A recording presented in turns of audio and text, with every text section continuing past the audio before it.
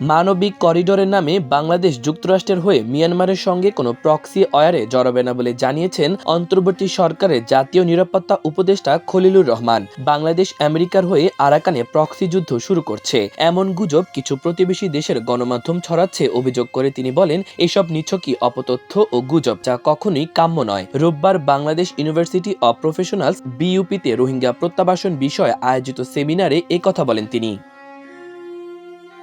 মিয়ানমারের রাখাইন রাজ্যে বাংলাদেশ হয়ে জাতিসংঘের ত্রাণ সহায়তা পৌঁছাতে মানবিক করিডোর নিয়ে সরকার কোনো আলোচনা করেনি। এই বিষয়ে কোনো সিদ্ধান্ত হয়নি। এ নিয়ে কোনো পক্ষের সঙ্গে কোনো সমঝোতাও হয়নি বলে তিনি জানান।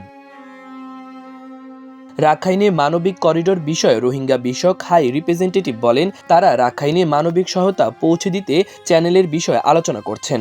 আর মানবিক করিডোর ও চ্যানেল এক নয়, এমন কিছু হলে জাতিসংঘের তত্ত্বাবধানে তা পরিচালিত হওয়ার কথা। তবে চ্যানেলের উদ্দেশ্য কেবল ত্রাণ ও খাদ্য পৌঁছানো, কোনোভাবেই অস্ত্র নয়। এই প্রক্রিয়ায় জাতিসংঘ নেতৃত্ব দেবে এবং এটি রাখাইনে স্থিতিশীলতা প্রতিষ্ঠায় সহায়ক হবে।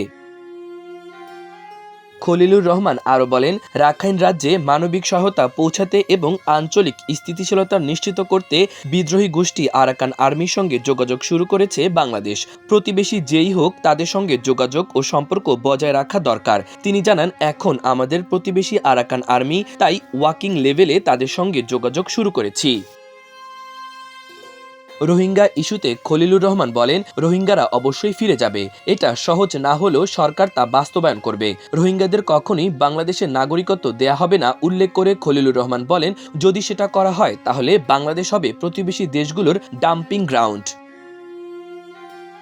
সেমিনারে পররাষ্ট্র উপদেষ্টা তৌহিদ হোসেন বলেন, রোহিঙ্গাদের মতো সংকটগুলো শান্তিপূর্ণভাবে নয়, সংঘাতের মধ্য দিয়েই সমাধান হয়। ইতিহাস তাই বলে। এ সময় 1971 সালে বাংলাদেশের মুক্তিযুদ্ধ সহ আফ্রিকার বিভিন্ন জনগোষ্ঠীর স্বাধীনতা যুদ্ধকে উদাহরণ হিসেবে দেখান উপদেষ্টা। প্রসঙ্গত, সম্প্রতি রোহিঙ্গা সংকট ঘিরে নতুন আলোচনা ও বিতর্ক সৃষ্টি হয়। এর সূত্রপাত হয় মিয়ানমার সীমান্তে হিউম্যানিটারিয়ান বা মানবিক করিডোর গড়ে তুলতে অন্তর্বর্তী সরকারের পররাষ্ট্র উপদেষ্টার মন্তব্যের মাধ্যমে, যেখানে তিনি বলেন, বাংলাদেশ এ বিষয়ে একটি নীতিগত সিদ্ধান্ত নিয়েছে।